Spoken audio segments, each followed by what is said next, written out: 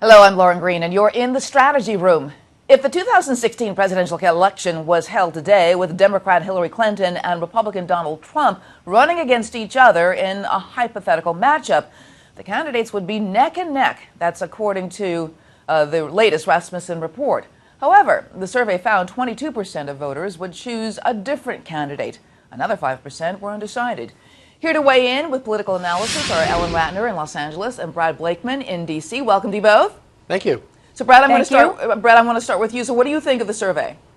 Look, I think it's interesting, but it really has no value as to who the selection of the party is going to be or who the general election person is going to be to win.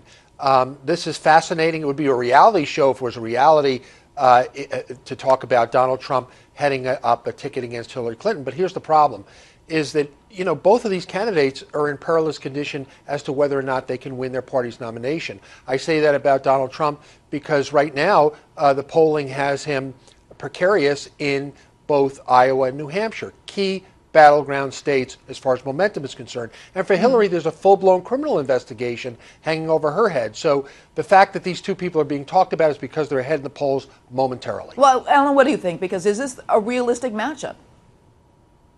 Well, first of all, I think that we have seen historically the people who are ahead at this time are not necessarily the nominees. So in that way, Blakeman and I agree. On the other hand, be careful what you wish for, because I've been told by top people in the Democratic Party that they want to run against Donald Trump. I'm not so sure that's such a great idea for Hillary Clinton.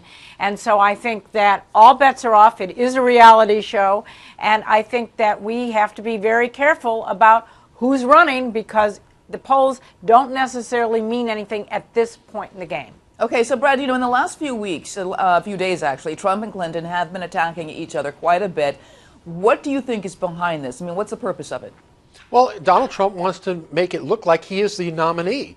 But we haven't even had the first caucus in Iowa or the first secret ballot primary in New Hampshire. So Trump is trying to transition himself beyond the party process, and I think that's very dangerous. It's presumptuous, and at the end of the day, you have to win the party's nomination before you face a general election. And Ellen, do you agree with that? I mean, why are they going at each other right now?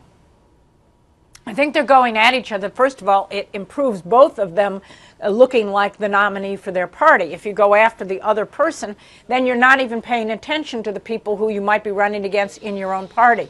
So I think this helps their stature in some respects, and that's why they're going after each other. Okay, so there's a big undecided pool out there. 22% of voters surveyed said they would choose a different candidate. And, of course, that's a decent percentage. So, Brad, what do you make of it? What I make is I think that people are kicking everybody's tires and trying to figure out who they want. And that's exactly the reason why we have primaries and caucuses, is to pick the best possible candidate, that being tested in battleground states, and that's where you earn your creds to be the best nominee possible for a general election. So that's why they're sitting back. And if we look historically, in New Hampshire, for instance, most people wait until the last week to make up their minds. So there's no way that people have made up their mind this early, and they're right in doing so. Okay, and Ellen, 22% said they'd like another candidate besides Trump or Clinton. What does that say to you? It says that there may be a third party run by somebody, and that person may be the spoiler, like it was in the 1992 election that got Bill Clinton elected.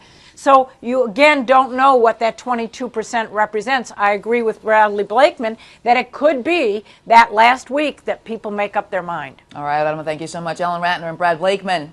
Thanks. For more on this story, go to foxnews.com. I'm Lauren Green, and thanks for watching.